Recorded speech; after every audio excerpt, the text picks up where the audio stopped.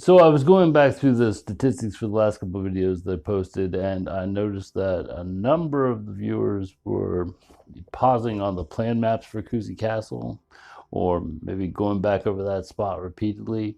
And so I thought rather than you have to try to print out a screenshot or something like that, I would make a map for the different plan views of Coucy Castle and provide some different background notes for the castle itself. And then also, just kind of as a bonus, I put a one letter size sheet version of Alnwick Castle to go along with that. So you can download both of them from the description in the bottom of the video.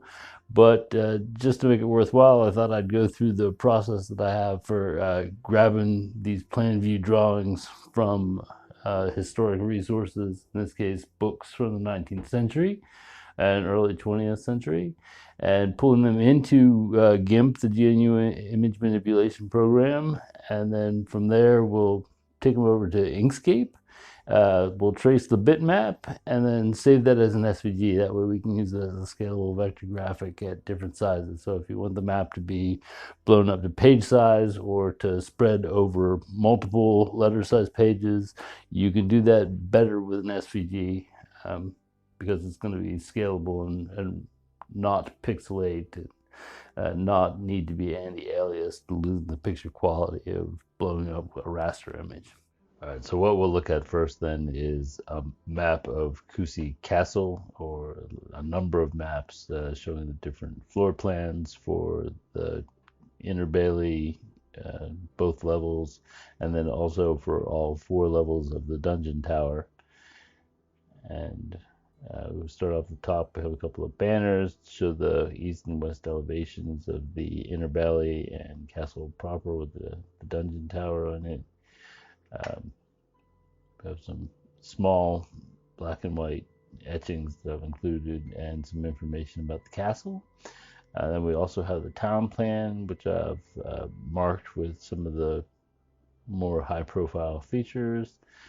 Showing a section view of the castle, and then those are all drawings that have come from 19th century books.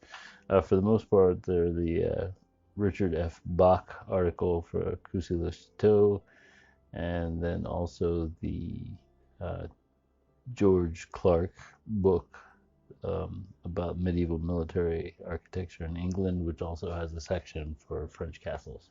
The two color maps in the bottom center of the poster, the one with the hexagonal boundary and then the one on the right with the labels given to different parts of the map, are both things that I made myself with GIS data.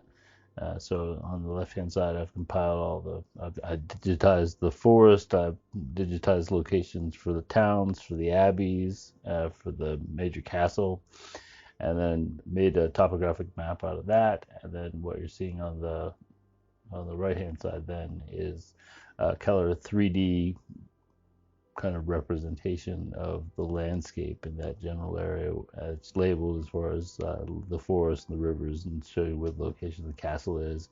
And just at the bottom, I'll give you an idea of where the actual Castle Coucy is within the boundaries of France. And then the other one I wanted to add in just as a bonus, because I talked about Alnwick Castle a lot in the previous video, and it actually, I think, is going to be kind of the biggest model that I used for the town of Ways Crossing. So I've included here a plan view map of the castle along with a legend that shows what all the buildings and locations were in use for as part of the castle.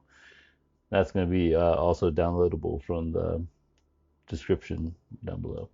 All right, so this is going to be the quick and dirty version of how to get these things out of a PDF. So we've got here this medieval military architecture in England, and we're going to open that up with GIMP, the GNU image manipulation program.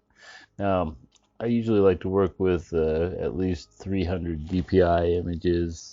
Sometimes if it's just line art, I'll bump it up to 600 or even 1200 DPI. And then we're going to take page 527, because I already know that is got the floor plan of Coucy on it.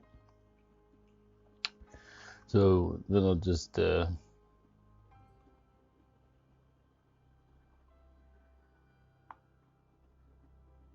a selection box around it.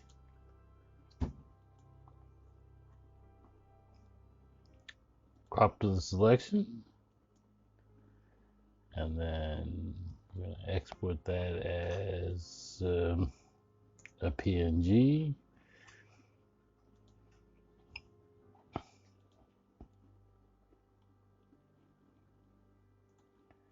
Now, once we have it open as a PNG, we're going to open that with Inkscape. This is a scalable vector graphic program.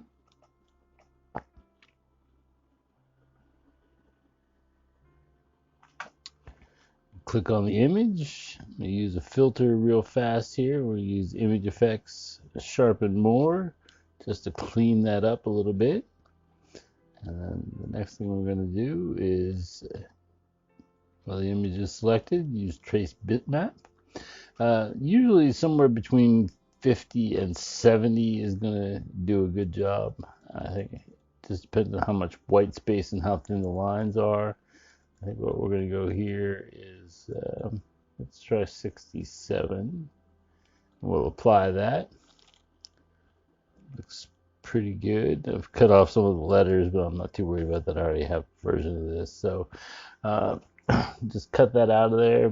You can go into layers and just take everything else out of there, but I find it's easier just to make sure that you've gotten rid of everything to open a new layer or open a new image. Paste what you just cut out of there.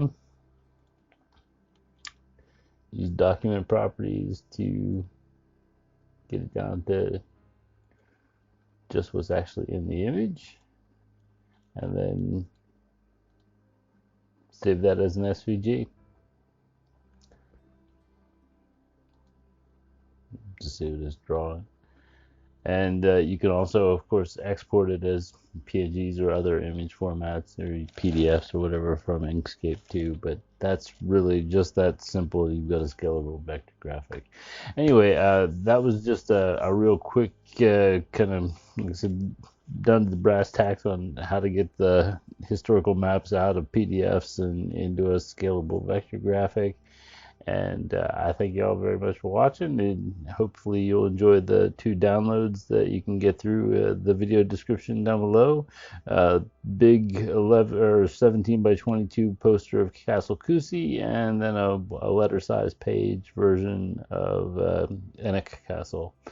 And thank you very much for watching. I hope to see you again in the next video. Thank you.